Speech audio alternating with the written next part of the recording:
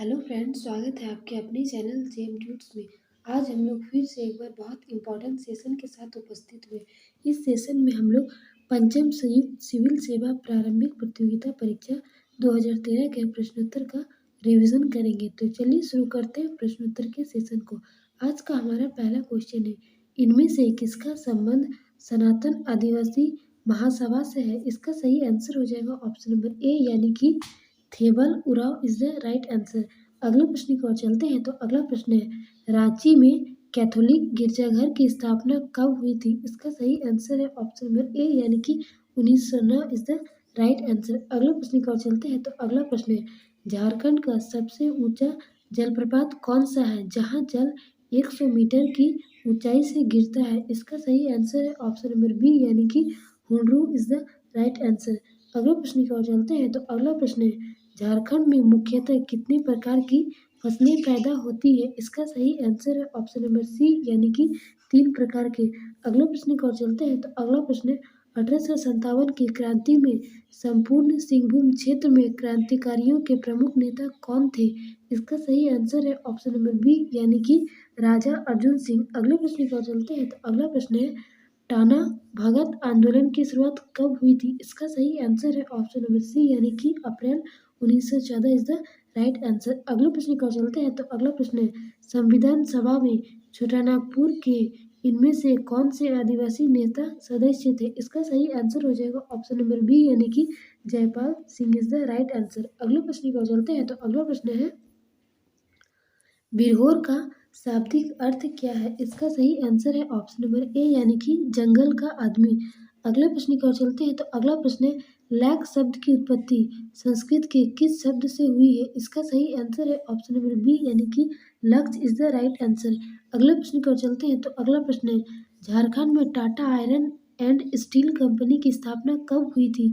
इसका सही आंसर है ऑप्शन नंबर सी यानी कि 1907 इज द राइट आंसर। अगले प्रश्न को चलते हैं। तो अगला प्रश्न है, झारखंड के प्रथम राज्यपाल कौन थे? इसका सही आंसर है ऑप्शन नंबर डी यानी कि Prabhat Kumar is the right answer. अगले प्रश्न को चलते हैं। तो अगला प्रश्न है, छोटानागपुर का क्षेत्र ब्रिटिश शासन के अंतर्गत कब आया था? इसका सही आंसर है ऑप्शन नंबर बी यानी कि 1765 इज द राइट आंसर। अगले प्रश्न को चलते हैं। तो अगला प्रश्न है, संथाल परगना काश्तकारी कानून कब लागू हुआ? इसका सही आंसर है ऑप्शन नंबर बी यानी कि 1857 इज द राइट आंसर। अगला प्रश्न की ओर चलते हैं। तो अगला प्रश्न है, छोटानागपुर में विलिगंस कानून कब लागू हुआ? इसका सही आंसर है ऑप्शन नंबर ए यानी कि 1834 इज द राइट आंसर। अगले प्रश्न की ओर चलते हैं। तो अगला प्रश्न है, छोटानागपुर काश्तकारी कानून कब लागू हुआ? इसका सही आंसर है ऑप्शन नंबर डी यानी कि 1908 इज द राइट आंसर। अगले प्रश्न की ओर चलते हैं। तो अगला प्रश्न है, सोहराय किस जनजाति का सबसे बड़ा त्योहार है? इसका सही आंसर है ऑप्शन नंबर बी यानी कि Santhal is the right answer. अगले प्रश्न को चलते हैं। तो अगला प्रश्न है, पारसनाथ पहाड़ी की ऊंचाई कितनी है? इसका सही आंसर है ऑप्शन नंबर बी यानी कि 4480 फुट।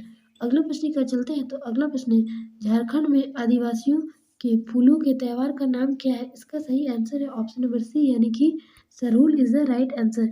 अगले प्रश्न को चलते हैं। तो अगला प्रश्न है, झारखंड के किस नृत्य शैली को राष्ट्रीय एवं अंतर्राष्ट्रीय प्रसिद्धि मिली है? इसका सही आंसर हो जाएगा ऑप्शन नंबर डी यानी कि छऊ इज द राइट आंसर। अगले प्रश्न की ओर चलते हैं। तो अगला प्रश्न है, झारखंड राज्य के प्रथम मुख्यमंत्री कौन थे? इसका सही आंसर है ऑप्शन नंबर सी यानी कि Babulal Marandi is the right answer.